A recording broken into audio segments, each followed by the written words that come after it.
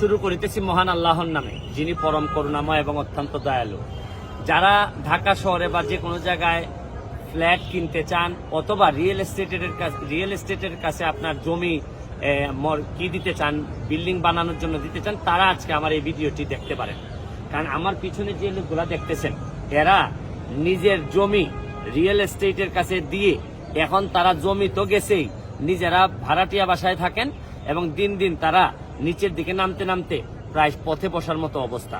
এবং এই পুরা ঘটনাগুলা, এই যতগুলা চেহারা দেখতেছেন, তারা সবাই একসময় অনেক ভালো অবস্থা ছিল, তাদের ঢাকা শহরে বিভিন্ন জায়গায় জমি ছিল, কিন্তু তারা এই যে আপনারা দেখেন যে ডমিনো ইঞ্জিনিয়ার সালাম সাহেব, আব্দুল সালাম সাহেব, আর্কিটেক্ট, উনি ইঞ্জিনিয়ার হয়ে উনি গর্ব হওয়ার কথা আমার বাংলাদেশের জন্য।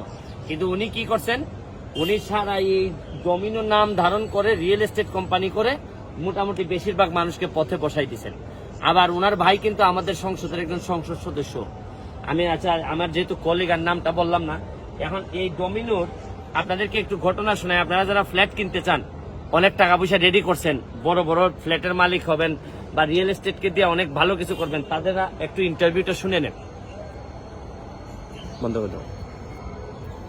হ্যাঁ, আচ্ছা, আপনারা এই যে যারা আছেন একজন একজন করে জিজ্ঞেস করি, আপনারা এই ডমিনোর কাছে জমি দিয়েছেন কত বছর আগে? আমার প্রায় 14-15 বছর হয়ে গেছে। কোনো কিছুই করে না? কোনো কিছুই করে নাই। আমাদের সাইনিং মানিটাও আমরা পাচ্ছি না ঠিক মতন, আমরা ভাড়া থাকতে হচ্ছে। যেখানে আমাদের ঢাকা শহরের মতন জায়গা, আমাদের নিজের জায়গা ছিল, এখন ভাড়াইতে উপাধি আমাদের হয়ে গেছে। এখন কতজন এইরকম ওর কাছ থেকে এই ডমিনো থেকে বিক্রি হয়েছে? আমার জানা মতে 53টার উপরে, 50+ মানে এইরকম ল্যান্ড ওনাররা পথে বসাই দিচ্ছেন।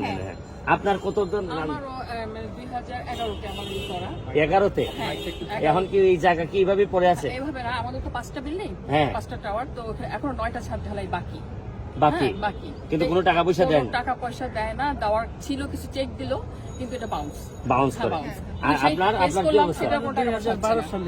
2012 সালে দিছিলেন, জমি দিছিলেন? হ্যাঁ, জমি দিয়েছি বসুন্ধরায়। এখন পাইছেন কিছু? না, কিচ্ছু না। আমাদের ভাড়া টাকা দেওয়ার কথা, প্রতি মাসে 2 লাখ টাকা একবারও দেয় না। আপনার কতদিন আগে? আমাদের 15 বছর। 15 বছর হয়ে গেছে। তা আপনাদের একটু শুনি, আপনার কাছ থেকে শুনি। আমাদেরটা আমরা দিয়েছি 2008-এ। 2008-এর পরে 2011, 3 বছর তারা কিছু করে নাই। 2011-তে আবার একটা এগ্রিমেন্ট করলো আমাদের আশ্বাস দিয়ে, 2014-তে হস্তান্তর করবে। 2014 থেকে এখন 2024, এখনো তারা হস্তান্তর করে নাই, কোনো ক্ষতিপূরণের টাকাও দিচ্ছে না। আমি আপনাদেরকে ভিডিওটা শেষ করার আগে কয়েকটা কথা বলি, যেহেতু আমি ব্যারিস্টার হিসেবে কথাগুলো বলতে চাই।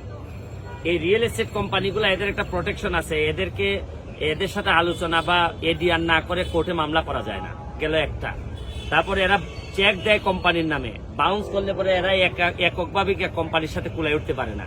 তারপর হচ্ছে কি, এরা মাসলম্যান থাকে, এদের একটা মানুষ তার মাসল, এই আপার তো আর মাসলম্যান থাকে না, যার কারণে এই রিয়েল এস্টেট কোম্পানিগুলার যেগুলা বাজে, এরা বেশিরভাগই আমাদের এলাকার এই বেশিরভাগ মানুষের যে শেষ জীবনের ইনকামটা দিয়ে একটা ফ্ল্যাট কিনে মানুষ, বা একটা প্লট কিনে, অথবা যারা মালিক আছে, যারা নিজের টাকা দিয়ে বানাইতে পারে না, তারা এই জমিগুলা রিয়েল এস্টেটের কাছে দেয়।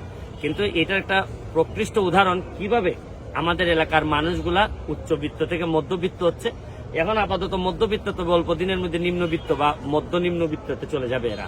তা আমি সরকারের কাছে দাবি জানাবো, এবং আপনারা যারা ফ্ল্যাট কিনতেছেন বা যারা এই রিয়েল এস্টেটের কাছে দিচ্ছেন বিভিন্ন, তাদের ব্যাপারে খবর নেন। কারণ এদের চেহারাগুলা দেখে বুঝেন, যদি মনে হয় যে ভবিষ্যতে এইবার আইসা আবার সুপ্রিম কোর্টে এইভাবে দাঁড়াইতে চান, তাইলে না বুঝে দিয়ে দিন। আর যদি বুঝে দিতে চান, আর এই ডমিনোর যিনি আছেন তার ব্যাপারেও আমি সরকারের কাছে দাবি জানাবো যে কিছু আর্কিটেক্ট আব্দুল সালাম, খালি এরা কিন্তু সাধারণ পরিবারের মানুষ না, বিচারপতির পরিবারের মানুষ, বড় বড় অফিসের আদালতের মানুষ, তারা সেনাবাহিনীর মানে বুঝেন, এরার কাছে মুক্তিযোদ্ধার পরিবার, এদের কাছে কিচ্ছুই না। এই আব্দুল সালাম, আর্কিটেক্ট আব্দুল সালামের কাছে এরা তো কিচ্ছুই না। এখন বুঝেন, এরাই যদি কিচ্ছু না হয়, অবসরপ্রাপ্ত বিচারপতির সন্তানরাই যদি সেফ না হয়, তাহলে আপনি অন্যদের অবস্থা কি হবে বুঝতে পারেন। এবার এই হচ্ছে গিয়ে আমার বাংলাদেশ। এখান থেকে কবে যে মুক্তি পাবো, এই ইঞ্জিনিয়ার এই আব্দুল সালামদের কাছ থেকে যে কবে মুক্তি পাবো, একমাত্র আল্লাহই জানেন। ভালো থাকবেন, সুস্থ থাকবেন।